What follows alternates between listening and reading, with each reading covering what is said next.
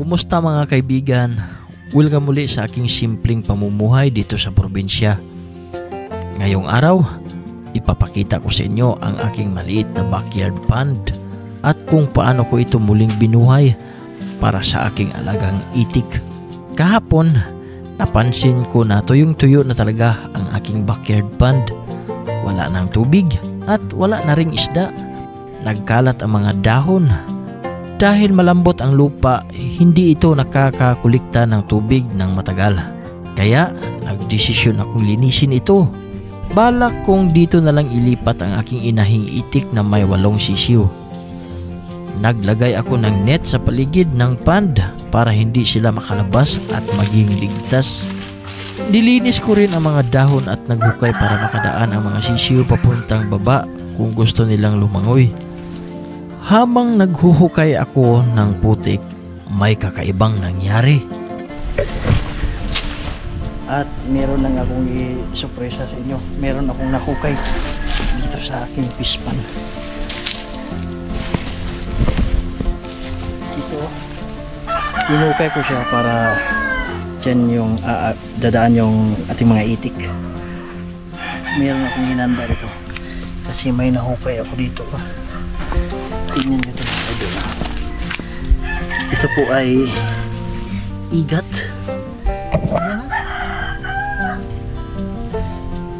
Tinatawag sa amin na kasiling bugoy. Yan o, igat. Paparamihin natin ito mga idol. Dito ka. Saan ka? Kaya pala naubos yung mga ano dito, yung mga fingerlings. Meron palang igat dito.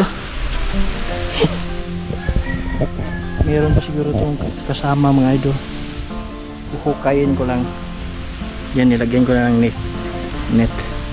Nagulat ako nang may makita akong kasili, isang eel or tinatawag namin na kasiling bugoy. Siguro may iba pa sa ilalim pero kaunti lang ang nahukay ko dahil kapos ako sa oras. Medyo magulo rin ang paligid dahil sa kawayan na itinanim namin noon. Ngayon ko lang na-realize na hindi ito maganda ilagay malapit sa bahay. Malaking tulong sana kasi marami kang pagkukunan. Kaso makalat yung kanyang dahon.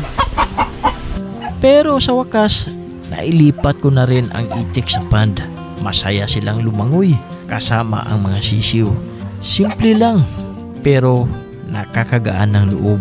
Minsan sa mga simpleng bagay tulad ng paglilinis sa putikan at pag-aalaga ng hayop, doon natin mararamdaman ang tunay na saya. Hindi kailangan ng magarbong buhay para maging kontento. Ang mahalaga, may kapayapaan, may alaga at may pagmamahal sa simpleng pamumuhay. Maraming salamat po sa inyong panunood. Huwag kalimutang i-like, i-share at mag-subscribe ka para mas marami pa pong kwento ng simpleng buhay. Hanggang sa muli, ingat kayo palagi at magtanim ng kabutihan sa bawat araw. God bless po!